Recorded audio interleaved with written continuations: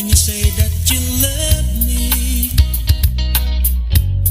I knew that it means you're all life for me. You didn't ask me about my past. You said you loved me unconditionally. You are good to your love. You are good to your love. Hello, good evening, good evening, good evening sa inyong lahat. You're the love of my life. Ang napapanood nyo, ang inyong napapakinggan ay I Believe in You. At yan po ay ako mismo ang nagkanta, ako rin mismo ang nagsulat I give you my at ang lyrics kasama ng aking mga kabanda. and gonna Salamat sa Diyos. in me forever. I believe in you. No matter what they say. Of course, we believe in us. We believe in God. Okay. You didn't ask me about my past. Of course, we believe one another. Kung nagkakaroon tayo ng pagtitiwala sa bawat isa, yeah, we believe in you. Sana'y nagustuhan nyo ang kantang ito. At yung kantang yan ay mapapanood or mapapakinggan nyo every time na ako ay nagkakaroon ng bagong upload sa YouTube. Paki-subscribe naman po ang ating channel, Jeremiah 29:11. Actually, matagal na po itong channel na ito. Tumigil lang kasi ako. Kasi number one, nagkasakit ako. I got stroke. Siguro po mga ano na yan, mga 4 years na po ito. So talagang napabayaan ko. But this time, dahil ako ay wala na akong gaanong ginagawa, dahil ako ay retired na sa aking pagtuturo. So magkakaroon ako ng panahon sa pag-YouTube. So, salamat kung nasaan man kayo ngayon, ano man ang inyong ginagawa, naway nasa mabuti kayong kalagayan. So, wala pa ako sa isang radio station. Ako ay nasa sarili kong room. You are good to your word. You are good to your love. So, napansin ko ngayon, nabasa ko yung Can't prove you're the love. nakita ko kanina yung pangalan ni John Lennon. Yung mga nakakakilala ka patungkol kay John Lennon, si John Lennon ay part siya ng Beatles. At itong Beatles ay galing sa United Kingdom of Great Britain, very specifically dito po sa nagkamali sa London. At naging popular talaga siya noong 60s. At hanggang sa ngayon, very classic yung yung kanilang mga kanta, pero sa iba't ibang generation, talagang gustong-gusto ng mga kabataan, lalong-lalo na ang Beatles. Kaya nga, yung Beatles na yan ay talagang mula noong 60s hanggang sa ngayon, hanggang sa darating na panahon, ito ay na-appreciate kahit ito isang classic group. Marami silang mga original composition at doon sa apat na members ng Beatles, ang isa sa mga pinaka-popular dito ay si John Lennon. I knew that it Diba? Napaka-popular. At ang katandem niya ay of course ito si me about my McCartney. you said Okay. unconditional. Pero alam niyo noong panahon na 'yon, sa gitna ng kanyang kasikatan, ito ang kanyang sinabi. Sabi niya rito, "We're more popular than Jesus now. I don't know which will go first, rock and roll or Christianity." Yan ang sabi ni John Lennon. were more popular than Jesus now, I don't know which will go first, rock and roll or Christianity. But ito ang nangyari. Noong December 8, 1980, si John Lennon was murdered by Mark David Chapman noong December 8, 1980. Okay. So ang tanong, ano ang naging dahilan kung bakit minurder ni Mark David Chapman si John Lennon? Ito ang kanyang tala. Sabi daw, Lennon's lifestyle and public statements, such as his remark about the band being more popular than Jesus, and the lyrics of his later song God in Imagine, in the years leading up to the murder. Okay, so nung sinulat kaya ito siguro ni John Lennon, mga ano na siya, mga 30. Nung magkaroon ng popularity itong Beatles. So ngayong panahon, kung siya ay nabubuhay, mga ano na siya, tumatakbo na siya sa 80. So, ano ang ating pag-uusapan sa oras na ito? Ano ba yung ating pag-uusapan? Eto. Bakit hindi tayo dapat magmalaki? Bakit hindi tayo dapat magmalaki? So, yan ang ating pag-uusapan. O, siyempre, maraming mga taong nagmamalaki o mayayabang. Ano yung mga nagmamalaki o nagmamayabang, pangkaraniwan dyan, siyempre kapag sila ay nakararanas ng popularity, maaring sa kanilang kagandahan, maaring kagwapuhan, o maaring dahil sa kayamanan. Okay, di ba? Yan ay nagbubunsod upang tayo ay magkaroon tinatawag na pagmamalaki o pagmamayabang. Okay. Nagbubunsod yan. Maaring hindi naman sa hitsura, gwapo o maganda, pero minsan ang isang tao ay nagiging nagmamalaki o naging mayabang dahil minsan sa kanyang katalinuhan. At yan talaga ang nakararanas tayo ng ganyan ngayong mga panahon. Maraming nakararanas ng ganyan. So, ano ba ang sinasabi patungkol sa pagmamalaki o pagmamayabang? Ang tanong siguro, naging mayabang ba o mapagmalaki ba si John Lennon na naging dahilan upang siya ay na-murdered ni Chapman? Yan.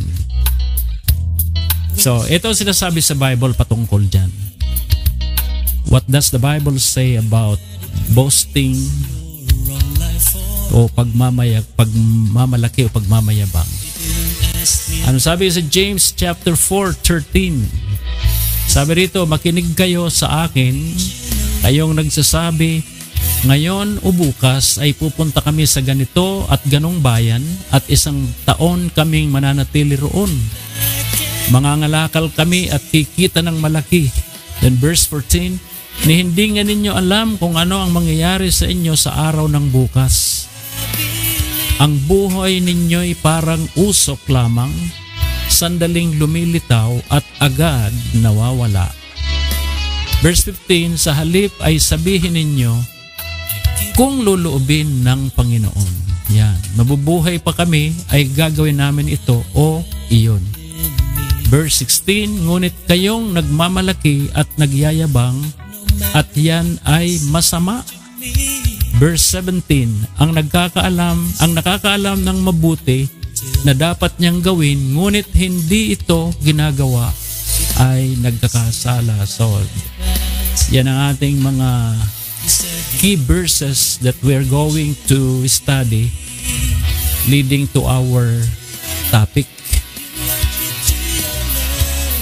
So, ito yung tanong, bakit hindi tayo dapat magmalaki? Bakit hindi tayo dapat magmalaki? Number 1, dahil lahat ay galing sa Diyos. Okay, lahat ay galing sa Diyos. He is the Creator.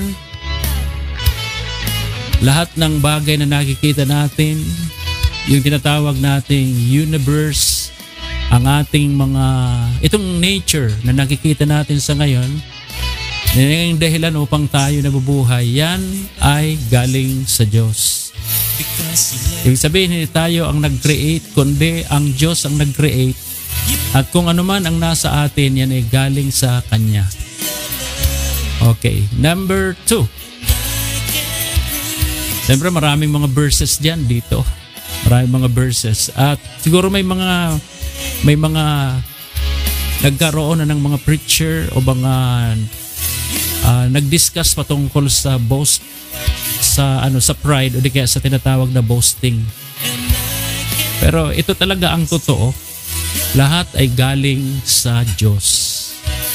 And then we have the so-called the principle of sharing. Bakit nagkakaroon tinatawag na principle of sharing?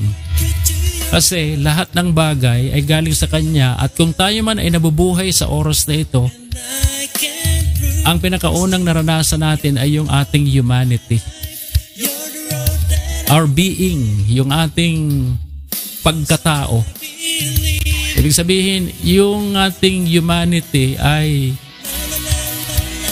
may ginawa at may mga ginamit kung kaya tayo ay nabubuhay. So kung mayroong mga tao ngayon sa buong mundo na umiiral at may buhay, it is because of humanity. Yung ating pagkatao, our being. And then, nagkaroon tayo nung tayo ay nabuhay, ang unang ginagamit ay ang ating mga magulang. Yan. I have my own parents. I myself is a part or a parent. Ibig sabihin, nagkaroon ka ng isang tao dahil nga mayroong mag-asawa yung mga babae at lalaki. Yan. Ibig sabihin, kapag mayroong tinatawag na parents, mayroong anak. Okay. Ako naman ay nabuhay ako, naging anak ako dahil mayroon akong mga magulang. At yung mga magulang ko ay naging anak rin sila. Yan.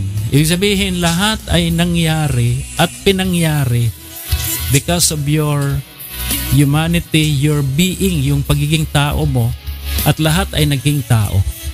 So, ibig sabihin, hindi mo pinili na ikaw ay naging tao, kundi may taong ginamit para sa'yo. And then, habang tayo ay lumalaki, of course, part ng mga magulang na i-educate ang mga anak. Ibig sabihin, ikaw ay nagkakaroon ka ng pag-aaral dahil ikaw ay nagkaroon ka ng isip mula nung bata pa. So, na-educate ka. As far as education is concerned, ibig sabihin, ginamit din ng mga institution para ikaw ay ma-educate. Ilan ba ang ladder of education? Yung elementary, yung high school, senior, and then yung tinatawag nating college. Basta, you have been educated dahil may taong ginamit para sa'yo. Okay. Siyempre, ginawa rin naman ng parte ng mga parents kung bakit ikaw ay na-educate. So, lahat yan, lahat ay napangyayari sa buong mundo. Kapag may government, ibig sabihin, parte yan ng isang culture. At kapag ang isang government, ibig sabihin, bahagi na siya nitong umiiral na sosyedad. Yan, nung society. Kaya lahat ng mga Ayun tawag dyan yung tinatawag na civilized people. Kapag ginamit na yung salitang government, ibig sabihin, may ginogovern ka, may mga umiiral na governance, and then may mga tao nagpapasakop dito. And part of that is our education, kaya natuto tayo. And then, based from that, kasi tayo ay nasa isang edukasyon at nandun tayo sa isang lugar na kung saan tayo ay mayroong sosyedad.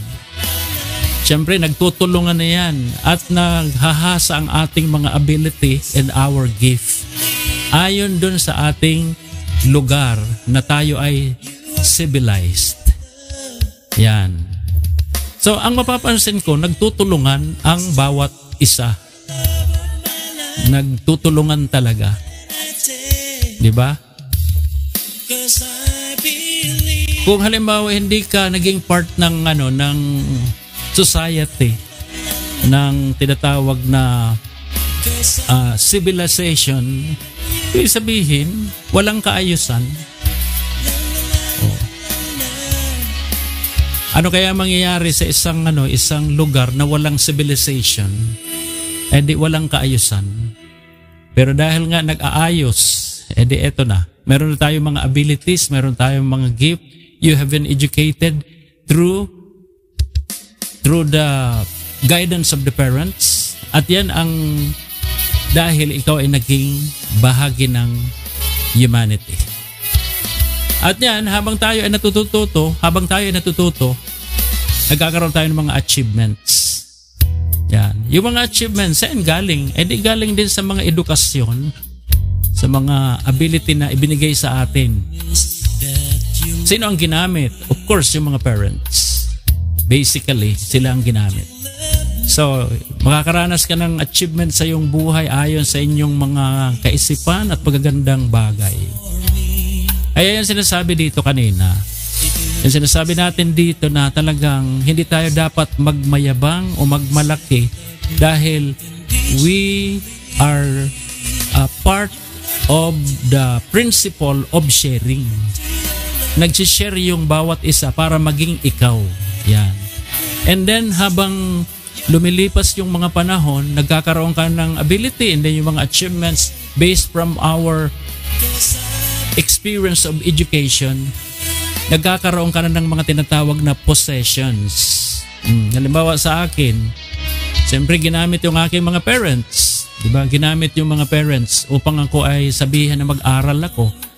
Dumating yung ability and ang gift, and then based on our education, na ginamit din yung mga educational institution, nagkaroon ako ng kaalaman o tinatawag na college background.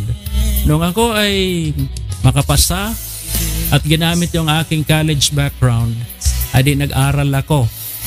Ay nagtrabaho. Siyempre, bakit ako nagtrabaho? Dahil din sa mga institusyon. At habang ako ay nagtuturo, nakakaranas ako ng mga possessions. So halimbawa itong bahay, yung mga bagay na binili ko dahil sa mga sweldo.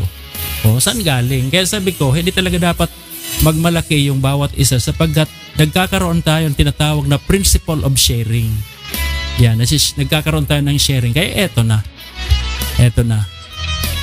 So, sa darating na mga panahon, ang mga tao, siyempre, nagkakaisip sila, may mga ability, may mga gifts sila, and you're gonna have their achievements based from our education,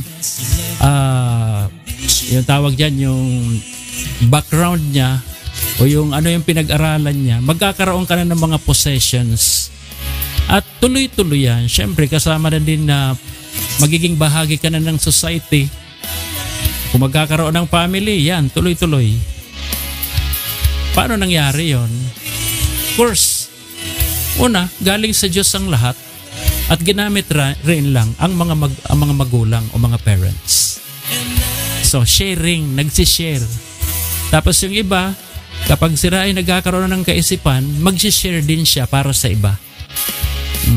Yan. So, we believe. Ano sabi sa Deuteronomy chapter 8 verse 16? Ano sabi sa Deuteronomy chapter 8 verse 16? Kayo'y pinakain niya roon ng mana, isang pagkaing hindi ninyo kilala. Pinaranas niya kayo ng hirap para kayo'y subukin at turuang magpakumbaba. Ang lahat ng iyo'y sa ikabubuti rin ninyo. Verse 17, kaya't huwag na huwag ninyong iisipin na ang kayamanan ninyo'y bunga ng sariling lakas at kakayahan. Diba? Ulitin natin ang verse 17. Kaya't huwag na huwag ninyong iisipin na ang kayamanan ninyo'y bunga ng sariling lakas at kakayanan. Subalit alalahanin ninyong si Yahweh na inyong Diyos ang nagbibigay sa inyo ng lakas upang yumaman kayo. Diba? Ginagawa niya ito bilang pagtupad niya sa kanyang pangako sa inyong mga ninuno. So, yung verse ay nagsasabi na huwag na huwag ninyong iisipin na ang kayamanan ninyo'y bunga ng sariling lakas at kakayanan. Okay. So, that's the principle of sharing. Hindi yan dahil sa akin, hindi dahil sa akin, hindi yan dahil sa mga ginawa ko. Hindi po. Kung ako ay nakagawa ng ganon, dahil din sa iba. Yan. Hindi yan dahil sa tagal ko, na parang ako ang pinakamagaling. Hindi yan. Hindi yan dahil sa contribution ko. Kung ano man mga kontribusyon natin sa society, sa government, sa pamilya. Lahat nag-sharing yan.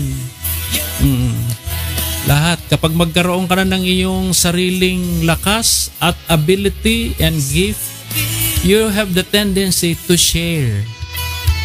At nang yan ay galing din sa iba. So, kaya umiiral dito sa mundo yung sharing.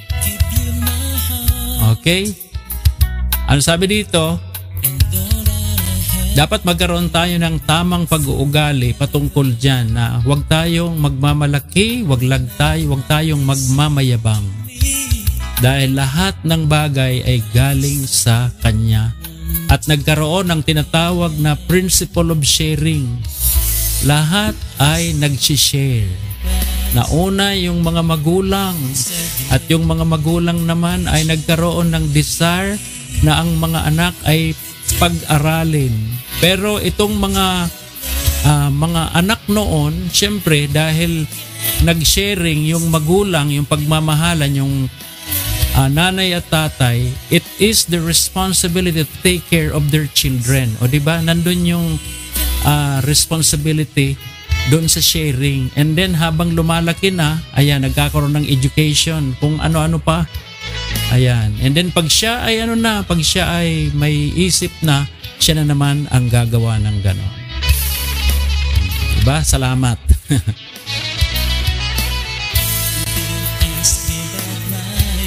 Oh, katulad itong itong background music, itong I Believe in You. Okay, di ba? Hindi ko pwedeng sabihin na magaling ako, hindi. Isinare lang yan sa akin ng Panginoon. Yung kaalaman ay galing sa Kanya. Tapos mayroon kaming banda. Ibig sabihin, nag-sharing din. Kung nakaririnig kayo ng ganyang boses at sa kanang ganyan, yan ay dahil sa pag-sharing na galing lahat sa Kanya. Diba? Sa dapat tama ang ating pag-uugali, huwag magmamayabang, huwag magmamalaki. Ano pa? Principle of nothing. Ibig sabihin, lumalabas pala na we are nothing kung wala siya. Parang bigla lang siyang dumating dito ayon sa kanyang kalooban, kasi nung tayo ay nabuhay dito sa mundong ito, hindi mo naman yan alam, diba? Hindi mo naman yan alam. Iniisip mo ba na ikaw ay ipapanganak? Hindi mo yan iniisip. Bigla ka na lang nagkaroon ng tinatawag na kamalayan. Na, uy, ako pala ang pangalan, ganito pala ang pangalan ko. O parang ganyan. 'Di ba? Hindi mo yan inisip nung panahon. Kaya, out of nothing, linoob ng Diyos na nabuhay tayo, and this is our humanity.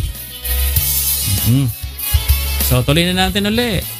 Anong sabi sa Kawikaan, chapter 27? Huwag ipagyabang ang araw ng bukas pagkat di mo alam kung ano ang magaganap. That's true. Verse 2, hayaan mong iba ang sayo'y pumuri at ang sariling bangkoy huwag mong buhatin. O nakakatakot ito, huwag ipagyabang ang araw ng bukas pagkat di mo alam kung anong magaganap. Totoo yan, maaaring ngayon nabubuhay tayo, nagsasalita tayo, na maayos yung ating katawan, pero hindi natin alam sa darating na panahon o isang gabi, isang araw, o maaaring isang linggo sa mga darating na panahon, wala tayong kaalam-alam, mamamatay na pala tayo. Kaya huwag ipagyabang ang araw ng bukas pagkat di mo alam kung ano ang magaganap. So, we believe in God.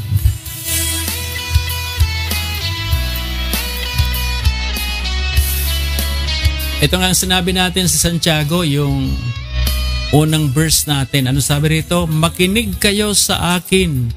Kayong nagsasabi ngayon o bukas ay pupunta kami sa ganitong ganoong bayan, ganito at ganong bayan. At isang taon kaming mananatili roon. Mangangalakal kami at kikita ng malaki. Hindi nga ninyo alam kung ano ang mangyayari sa inyong araw ng bukas. Ang buhay ninyo ay parang usok lamang, sandaling lumilitaw at agad nawawala. Yan yung sinabi dito sa Santiago chapter 4. Kaya dapat ang sabihin natin kung ano ang lulobin ng Panginoon, kung ano ang kalooban niya. Dahil lahat ay ayon sa kanyang control at hindi natin alam kung ano ang mga susunod pang pangyayari. Totoo yan. And then, anong sabi sa isang sa aklat ng Lucas chapter 12? Tingnan po natin ito ha. Sabi rito sa Luke chapter 12 verse 16. Sabi rito, pagkatapos isinalaysay ni Jesus ang isang talinghaga, isang mayaman ang umani ng sagana sa kanyang bukirin. Kaya't nasabi niya, ano sabi niya rito? Sinabi niya sarili, ano ang gagawin ko ngayon? Wala na akong paglalagyan ng aking mga ani. Ano sabi dito sa verse 18? Alam ko na. Ipagigiba ko ang aking mga kamalig at magpapatayo ako ng mas malaki. Doon ko ilalagay ang aking ani at iba pang ari-arian. Pagkatapos ay sasabihin ko sa aking sarili, marami ka nang naipon para sa mahabang panahon. Kaya't magpahinga ka na lamang, kumain, uminom at magpakasaya. Ngunit sinabi sa kanya ng Diyos, hangal, sa gabi ring ito'y babawian ka ng buhay. Kanino ngayon mapupunta ang mga inilaan mo para sa iyong sarili? 21, ganyan ang sasapitin ng sinumang nag-iipon ng kayamanan para sa sarili, ngunit dukha naman sa paningin ng Diyos. So, kitang-kita natin dito na talagang ang buhay ng tao ay ayon sa kanyang kontrol. Diba? Nasa kontrol niya ang lahat.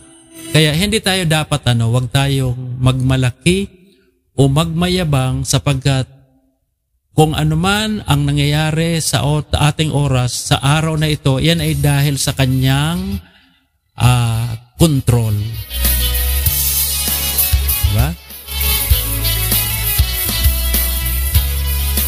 So, salamat sa talatang ito na nagpapaalala sa ating lahat. So, anong dapat na pakinabang mo para sa Diyos bilang church? Ay di, ibig sabihin, gawin mo ang para sa Diyos. Gawin mo rin yung para sa iyong family. Gawin mo rin yung para sa iyong society, sa iyong community. Oo. Kasi umiiral ka dito sa mundong ito.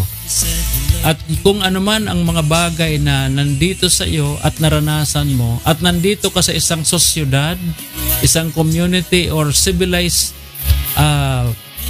place, ibig sabihin, dapat gamitin yan para sa Diyos at para sa community at para sa iyong pamilya. Diba, napakaganda ng sinasabi sa atin patungkol dyan. Ano ang sabi sa Ephesians chapter 2? Ano sabi rito?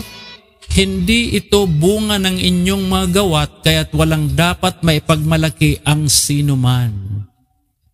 Hindi ito bunga ng inyong mga gawa, kaya't walang maipagmamalaki ang sinuman.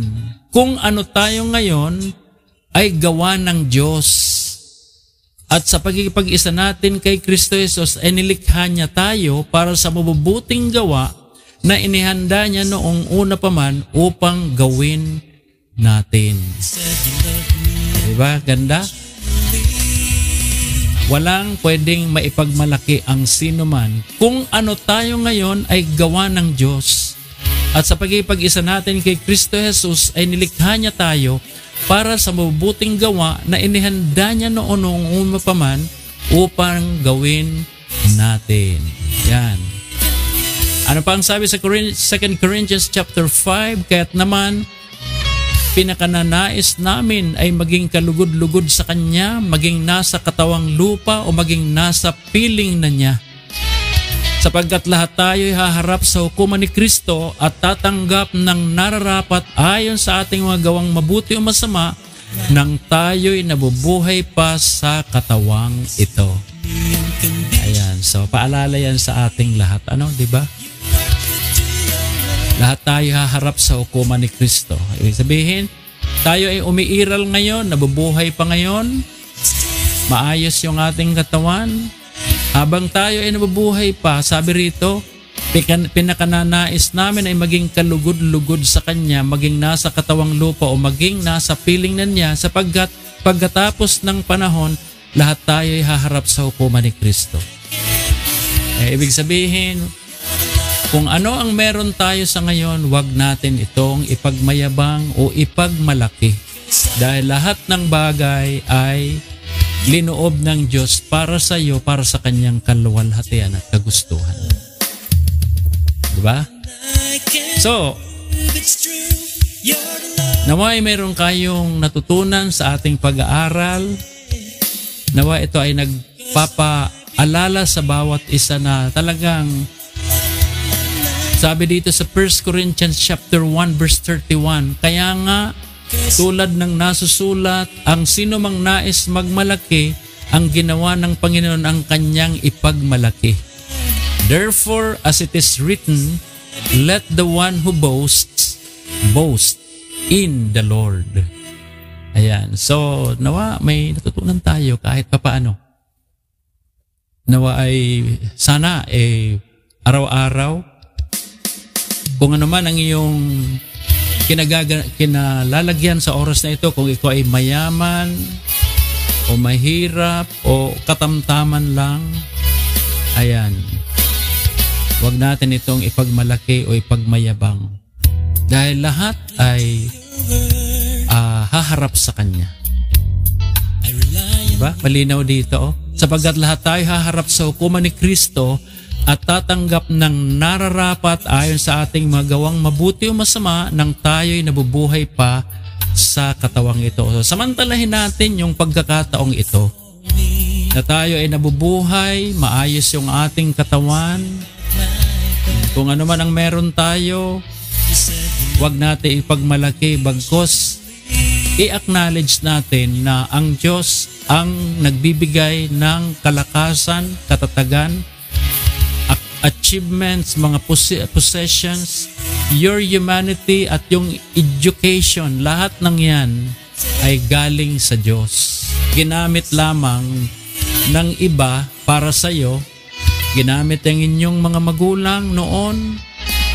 Naging magulang din sila. Ngayon naging magulang ka. at meron ka ngayong mga kaalaman at ano paman, yan. Let there be an acknowledgement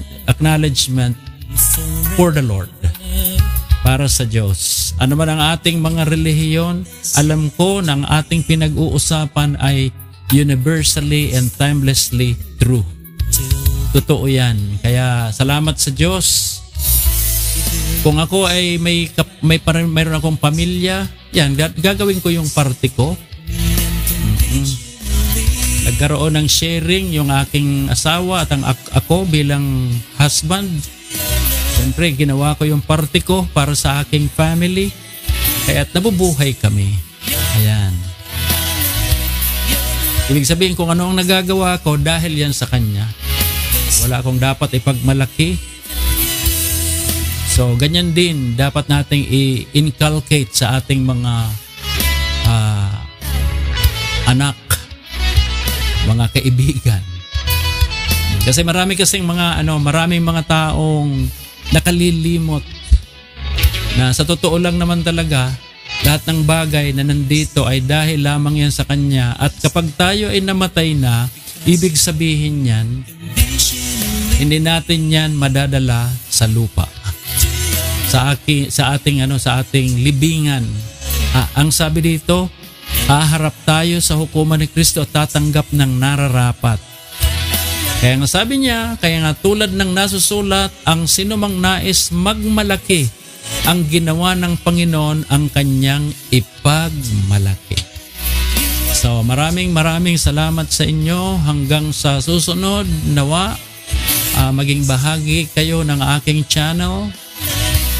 Subscribe, like, and then you can share what we have just learned. At lagi kayong ingatan ng Panginoon araw-araw. God bless you. Ingat. Praise God. 'Cause I believe in you.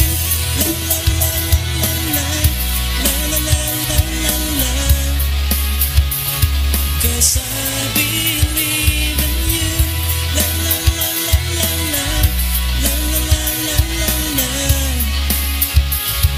Cause I believe